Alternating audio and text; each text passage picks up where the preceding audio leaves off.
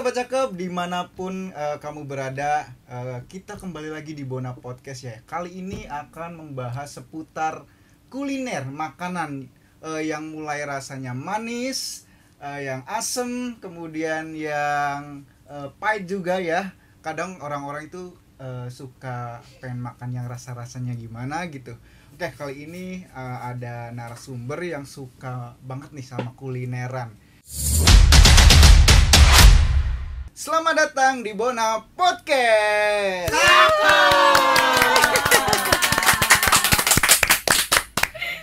Nah, ini narasumber kita. Oke, halo. Gimana nih? Perkenalan dulu boleh deh. Boleh. Halo Mas Den. Halo. Oke, kenalin sobat cakep semuanya. Aku Indri. Di sini sebagai kepala bagian funding ya. Kita mau bahas tentang makan-makan karena berhubung kalau yang namanya marketing itu doyan jajan banget itu. Gak cukup kita kalau jajan di luar cuman 1-2, pasti ada aja. Pasti ada aja ya jajanan yang dibawa pulang ya. Pasti itu, nggak mungkin kita ke kantor dengan tangan kosong ini. Pasti ada aja yang kita bawa gitu. Apalagi kalau sekarang kan lagi rame juga tuh Mas Den. Wilayah Pamanukan, Pusaka Jaya dan sekitarnya itu lagi rame warung UMKM. Betul, UMKM itu Kalap lagi menjamur kita, ya. betul. Dimanapun itu banyak banget jajanan di Banget situ. itu. Aku Indri, asal aku dari Blanakan, Subang. Kemudian aktivitas sehari-hari ya seperti biasa, pagi kita berangkat untuk bekerja, kemudian sampai sore hari, setelah itu pulang ya istirahat, tidur, ketemu lagi pagi kita kerja lagi. Kerjanya di mana? NBP 29. Betul. Jadi kita kerja, pulang, tidur, kerja lagi. Betul, itu ya sudah ritmenya seperti itu memang ya. Ritmenya ya. Betul. Jadi kita juga yang masih anak muda ya, harus semangat, harus menjadi motivasi untuk orang lain ya. Betul, harus itu. Betul. Jangan kalah semangat dengan bapak-bapak kita gitu ya. Kita yang masih usia 20-30 itu kan harusnya semangatnya masih membara gitu kan. Betul sekali. Teh Indri nih, Hai. ngomong-ngomong kuliner nih ya. Apa sih makanan favorit Teh Indri nih yang sering banget dimakan? Apa ya? Yang paling sering banget dimakan mie sih. Mie, Yamin, pangyam, pangsit dan sejenisnya. Pokoknya kalau ada mie itu pasti dijugjug lah kalau misalkan ada yang enak. Tapi kayaknya semua orang suka mie deh. Iya nah. Kenapa ya dari sekian banyak makanan, kenapa mie? Apa sih yang menjadi tolak ukur menjadi makanan favorit Teh Indri? Satu, mie kalau aku ya, mie-nya lebih ke yamin atau pangsit gitu ya. Mie ayam pangsit gitu. Itu dia di satu mangkok, tapi dia ada banyak ornamen, kondimennya gitu. Iya, banyak toppingnya. Terus kita nggak cuman makan mie-nya doang, ada sayurnya, ada ayamnya. Proteinnya dari mana? Dari ayam gitu ya. Terus seratnya dari mana? Ada sayur, ada sawi, kol. Apalagi kalau di Pamanukan itu ada mie ayam, terus itu toppingnya tuh jamur. Jadi itu kan enak banget tuh. Dimana semuanya kayaknya jarang gitu kalau yang pakai topping jamur. Rata-rata mie ayam ya ayam dan sawi kan ya. Sawi juga ya. Jadi pengen banget mie nih karena emang banyak topping-toppingnya juga, variannya juga ya. Betul. Terus teksturnya gimana Teh? Kalau emang pengen mie yang menurut Teh Indri enak nih, mie ayamnya seperti apa? Kalau mie ayam itu aku nggak suka yang banyak banget kuahnya.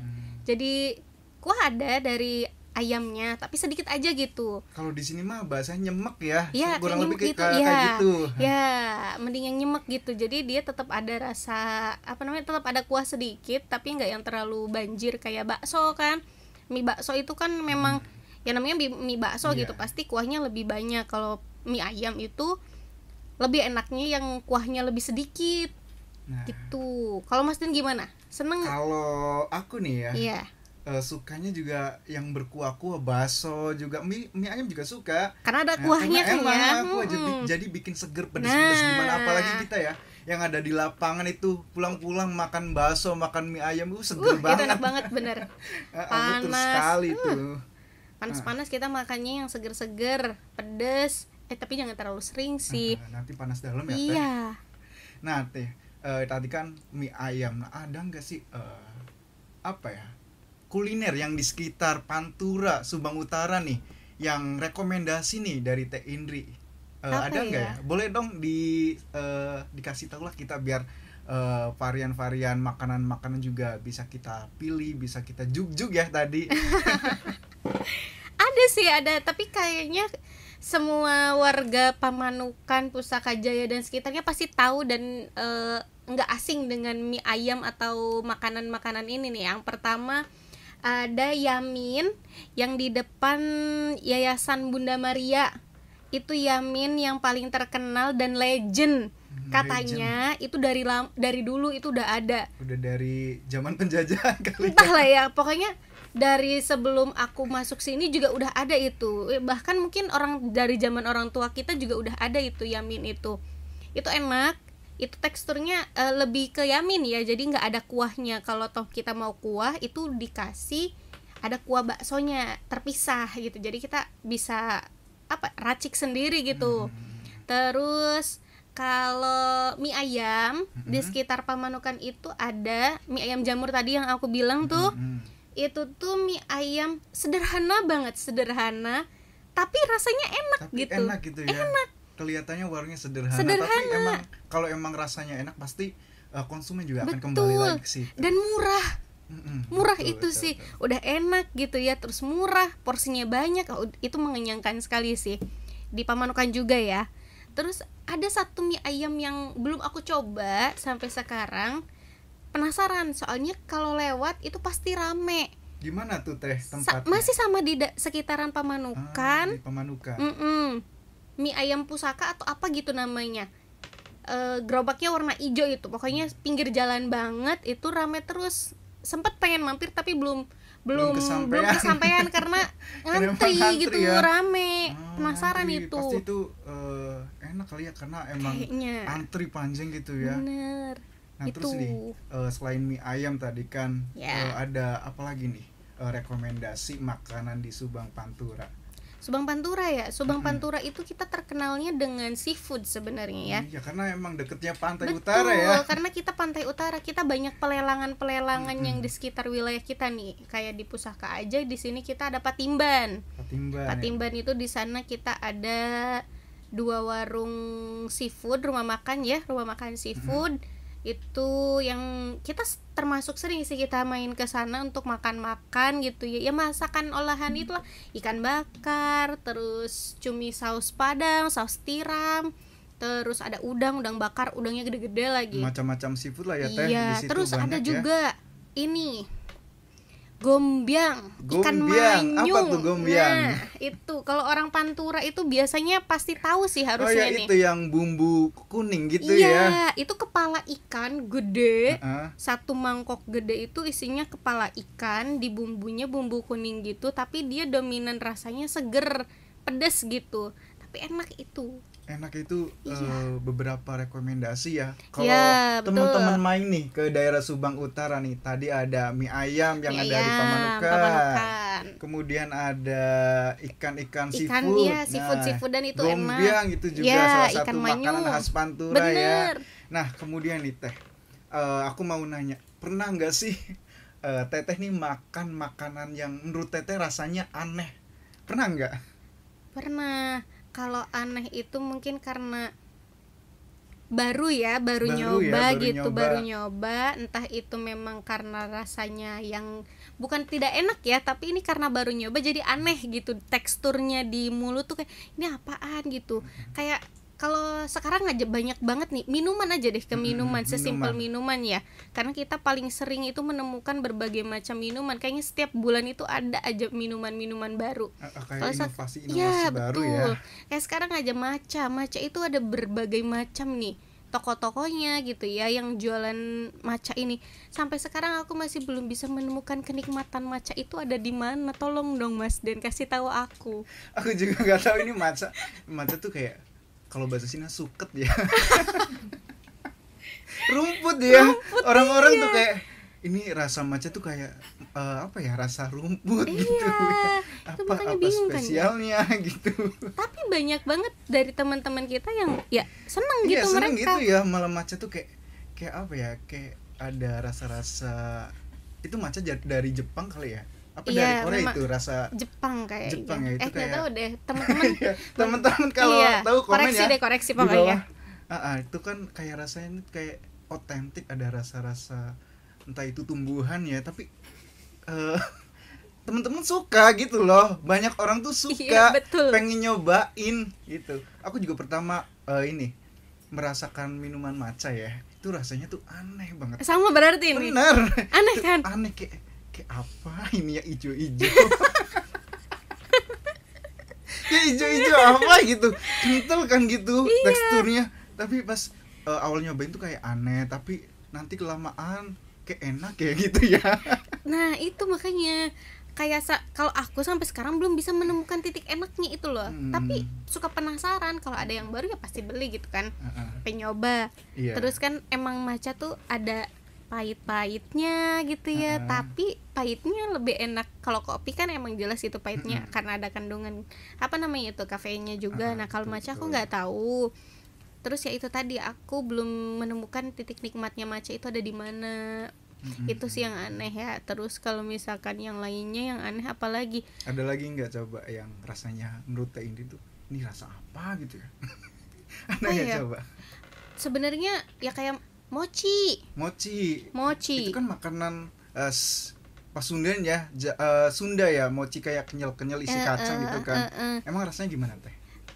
Kalau mochi yang dalamnya mulai banyak variasinya tuh, kayak ada strawberry gitu, terus ada anggur juga kan kadang di dalamnya ya, beraneka ragam itu. Nah awal aku nyoba mochi, dia kan dari aci ya moy gitu ya, teksturnya kenyal gitu. Tapi pas makan di dalamnya ada strawberry, jadi rasanya nggak balance gitu. Nah itu aku pertama kali pas makan mochi yang isian buah, jadi kayak ini beneran ya rasanya kayak gini, antara manis asem gitu ya, terus sama si kenyalnya tuh nggak hilang-hilang gitu ya. Aneh gitu rasa, mungkin varian baru itu mochi. Iya kan dulu mah emang isinya cuman kacang-kacangan gitu kan.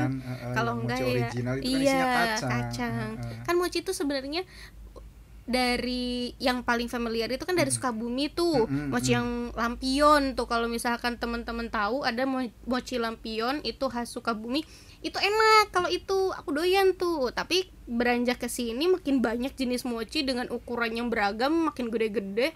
Apalagi kalau misalkan Mas Den suka buka TikTok, Mas Den itu ada mochi yang segalanya diisi sampai segede-gede gini. Mochi apa itu? Mochi megalodon gede banget. Itu isi apa, segede apa? Beraneka ragam. Ya krimnya banyak gitu, terus ada yang buah, kemudian ada yang coklat, entah itu apa, banyak banget gitu variasi toppingnya. Dan gede-gede segini nih.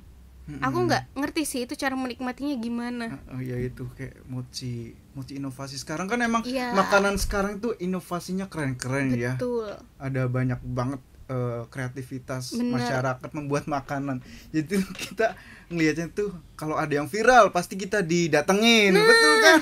Betul. Kalau makanan viral kan pasti tuh rame itu. Iya. Kayak sekarang aja nih di jajanan UMKM ya, yang ada di sekitar kantor kita itu ada di daerah Pusaka Negara ya, kemudian ada di daerah Bojong, kemudian daerah Cigugur juga ada, Pamanukan juga ada, Pamanukan Rancasari kesana juga ada. Jadi menjamur ya. Udah menjamur, jadinya banyak banget. Itu tapi pedagang. Itu bagus loh Mas, dan itu salah satu inovasi menurut aku ya. Salah satu inovasi berdagang yang melibatkan banyak orang gitu ya. Jadi mereka bisa lebih yang biasanya bikin sendiri, jual sendiri cuman paling 10 atau 15 bungkus gitu ya. Tapi karena ada banyaknya warung UMKM ini, mereka jadi bisa jadi 2 kali lipat, bahkan 3 kali lipatnya gitu Mas Dan penjualannya. Membantu ya itu. Betul. Membantu pedagang UMKM atau pedagang kecil di daerah Subang ini ya. Betul, itu jadi menjamur banyak UMKM. Banyak jajanan, ada martabak, terus ada apa lagi, ada bolu-bolu ada rice bowl gitu. Jadi kita berarti makanan pasar, jajanan pasar gitu ya, komplit ya. Komplit banget, sampai apa kemarin tuh ada samyang roll gitu tuh, terus saladan, sampai kukus-kukusan gitu yang berbau kukus-kukusan itu ada juga. Jadi variatif banget, dan itu membuka peluang usaha untuk masyarakat di sekitar kita juga. Betul, jajanan UMKM ini menjadi peluang untuk masyarakat. Betul. Ya, untuk meningkatkan pendapatan ya, membantu keluarga. Jadi bener banget. Teman-teman yang belum tahu nih, di daerah Pusaka Jaya atau Subang ini ya, Pamanukan Pusaka Jaya itu lagi apa ya, viral-viralnya jajanan UMKM. Nah, itu UMKM tuh di situ banyak jajanan beragam ya, ada jajanan pasar, kemudian makanan berat juga ada, terus juga ada makanan-makanan ala Jepang, ala Korea. Ada bento-bento gitu juga ada, sushi-susian ya. Sushi-susian, bento-bentoan gitu ya. Dan harganya tuh relatif lebih murah Mas Den. 5.000, 10.000 sampai dengan 15.000. Nah, harganya juga terjangkau ya. Sangat terjangkau. Jadi kita nggak tahu ya, kalau di sini kan deket ya dari kantor ke UMKM. Iya, deket banget kita. Malah tuh kita apa ya, enak atau nggak enak, karena enaknya banyak jajanan, nggak enaknya kita boros.